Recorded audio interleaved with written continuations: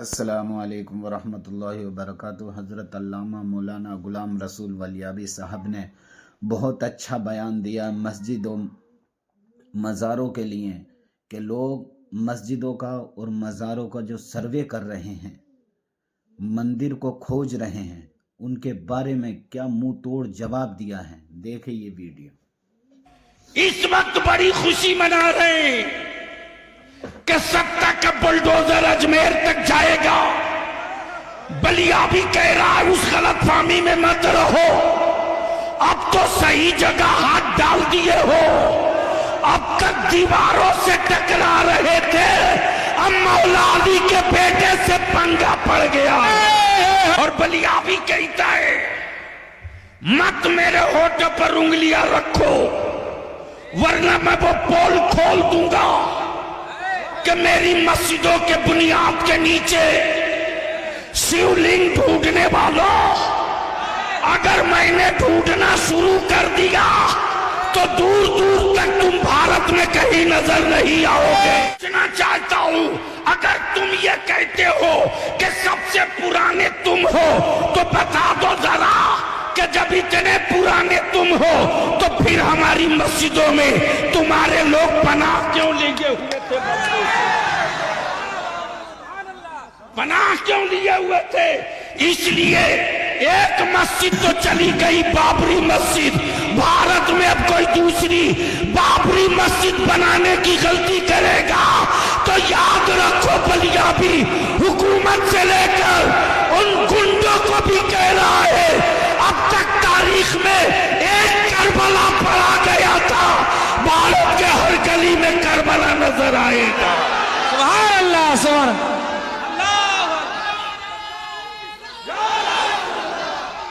जिंदाबाद, लब्बाइक या रसूल अल्लाह। नारे तकबीर, नारे रिसालत। अरे मेरे ख्वाजा का हिंदुस्तान, मेरे ख्वाजा का हिंदुस्तान। अरे हिंदुस्तान का सुन्नी मुसलमान, अरे हिंदुस्तान का सुन्नी मुसलमान। हुजूर गाज़ी मिल्लत, हुजूर गाज़ी मिल्लत बलियावी साहब, नारे तकबीर, नारे रिसालत। बरसों बाद आज तेरी औलादों की औकात हुई जब तेरे बाप न ख्वाजा से हाथ मिला सके।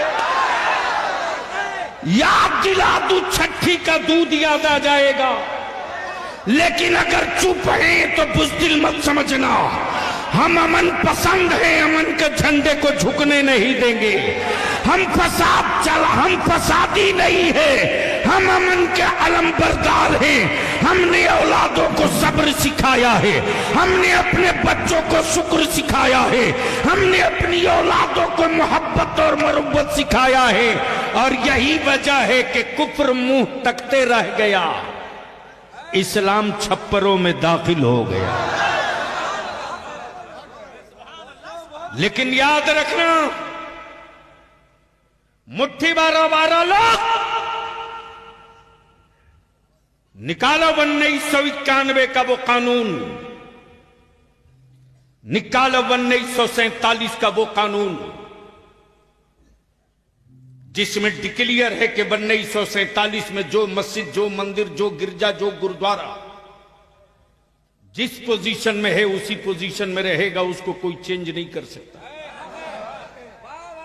लेकिन ये सत्ता और हुकूमत के पाले हुए विदेशी गुंडे, अमेरिका और इस्राइल के दल्लों, भारत के लोगों को धर्म के नाम पे नहीं बांट सकते। 800 साल हुकूमत की गा, कहां थे उस वक्त? कहां थे?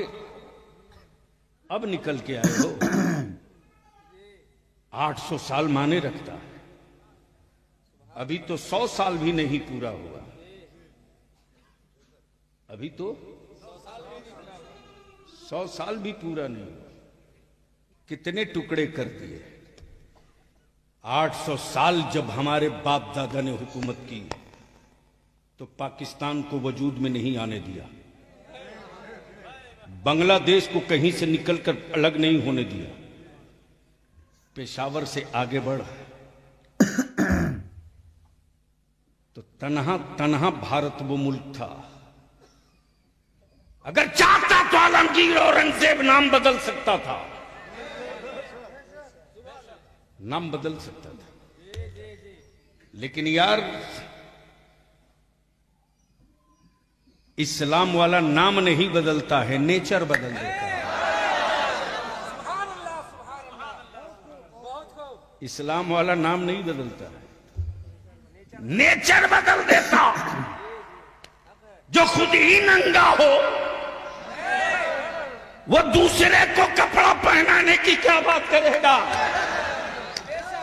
लेकिन अफसोस उन पर नहीं मुसलमान, अफसोस तुझ पर है। करोड़ों रुपया तुम खर्च करते हो, हमें इससे मतलब नहीं कि तुम वोट किसको देते हो, किसको दोगे। लेकिन इतनी बात बलियाबी जरूर कहेगा, आखिरी सांस तक कहेगा। सबके लिए तुम सोचते हो, अपनी औलादों के लिए, तेरी औलादों के लिए कभी किसी ने सोचा? कोई सोचा हो तो बताओ। सबसे ज्यादा अगर भारत में स्टेट में किसी की हुकूमत रही तो सेकुलर कहलाने वालों की। अगर इन सेकुलर पार्टियों के नेताओं के दिलों में बेईमानी नहीं होती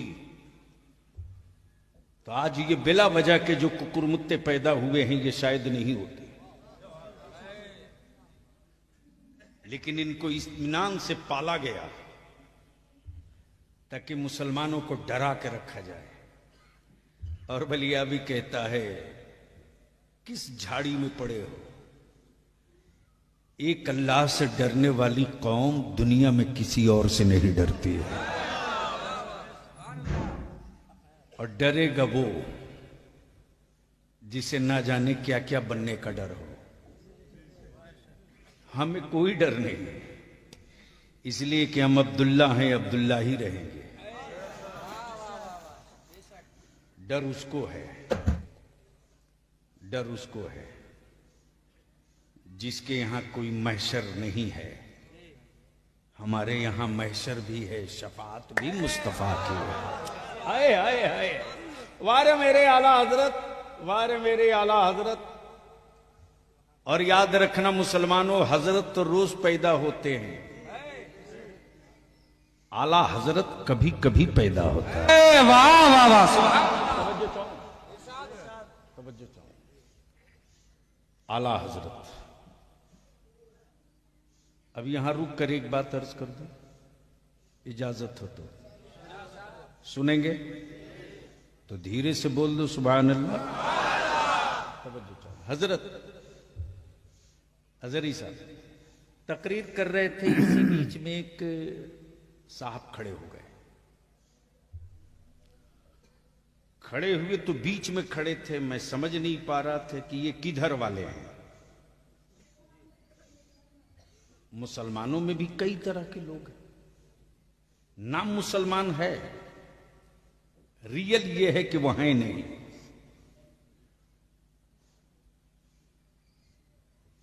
तो मैंने कहा बड़े साहब जरा बाहर निकल आइए। तो जैसे ही पैजामा पर नजर पड़ी तो मैं समझ गया ये किधर वाले। अब जैसे ही दिखे तो मैंने कहा फरमाइए क्या कहना चाहते हैं। बोले आप लोग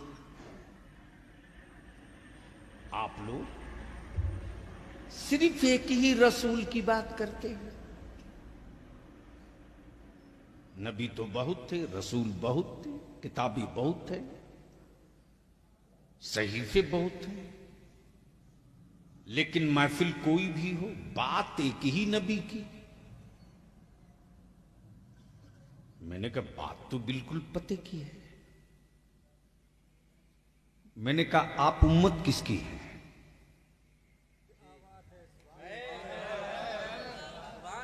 जोर से बोल दो, तवज्जो चाहो। बोले मोहम्मद रसूलुल्लाह की। मैंने कहा तो अब तो नारा तुझको लगा ही देना चाहिए, मैं उसी नबी की बात कर रहा हूं। वाह वाह, सुभान अल्लाह। अंदर का खोट और अंदर का पाप बाहर आ गया। बोला कि फातिहे की महफिल आपके यहां होती है। मैंने कहा आपके यहां नहीं होती। तो कोई जवाब ही नहीं दे रहा। मैंने कहा मेरे यहां एक फातिहा नहीं है, रोज फातिहा है। अमन नमाज बगैर फातिहे की नहीं है। जोर से, ओए जोर से, सुभान अल्लाह। सूरे फातिहा पढ़ना ही पड़ेगा। जैसे ही मैंने कहा कि प्रॉब्लम बताइए बड़े साहब, दिक्कत क्या है एक ही नबी से? हमारा अकीदा और ईमान यही है कि वो अव्वल भी है आखिर भी है। तवज्जो चाहो, वो बकिया जितने हैं सब बीच के, वो अव्वल भी है आखिर भी है, वो इब्तिदा भी है, वो इंतहा भी है। तवज्जो चाहूंगा अहले लिए। बोला नहीं बात तो ठीक है, लेकिन महीना मुहर्रम का हो तो उसी नबी की बात, जमादिल अव्वल हो तो उसी नबी की बात, हज हो तो उसी नबी की बात। मेरे कहने का मतलब यह है कि एक ही नबी की बात बार बार क्यों? आप लोगों का मन नहीं उकताता है? बंगला में क्या बोलते हो उसको? हाँ? विरक्तो।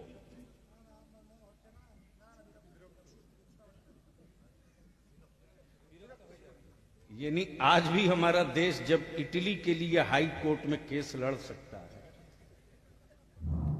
नहीं मालूम है तो सुन लीजिए आप लोग। रसगुल्ला का मुकदमा कोर्ट पहुंचा हुआ है। बंगाल वाला बोलता है रसगुल्ला हमारा है, तो उड़ीसा वाला बोलता है नहीं बाबा ये हमारा है। अब सोच सकते हैं तो बिहार वाला क्यों पीछे रहे? वो भी बोल दिया लिट्टी पर भी लड़ाई होगी।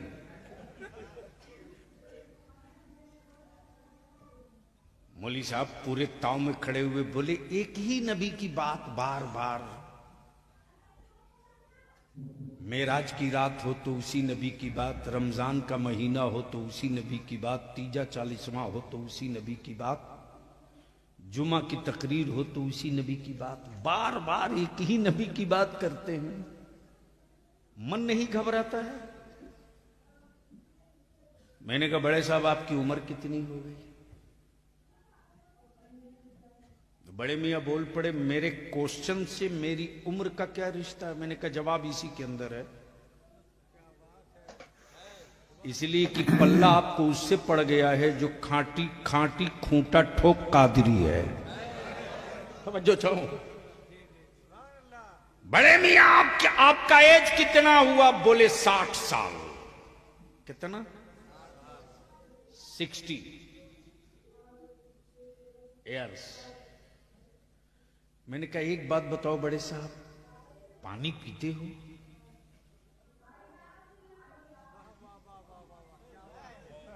समझ में आया हो तो बोलिए। जल खाता है?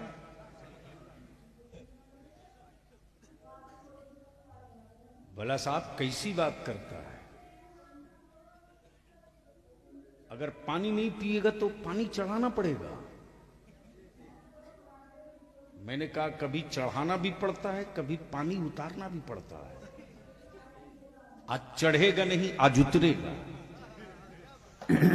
आज चढ़ेगा नहीं, तवज्जो चाहूंगा, उलमा समझ गए। आज चढ़ेगा नहीं। कितने दिनों से पी रहा हो बड़े साहब? बोले अरे साहब मत पूछो, जब से मां का दूध पी रहा हूं तब से पानी पी रहा हूं। मैंने कहा भात खाते हो कि नहीं? बोला कमाल है, भात छोड़ देगा तो कब्रिस्तान जाना पड़ेगा। मैंने कहा कब से खा रहे हो? बोला जब से खाना शुरू किया तब से खा रहा। पकड़ लिया गर्दन और टिटुआ। मैंने कहा हराम खोर, 60 साल से पानी पी रहा वही एक ही पानी।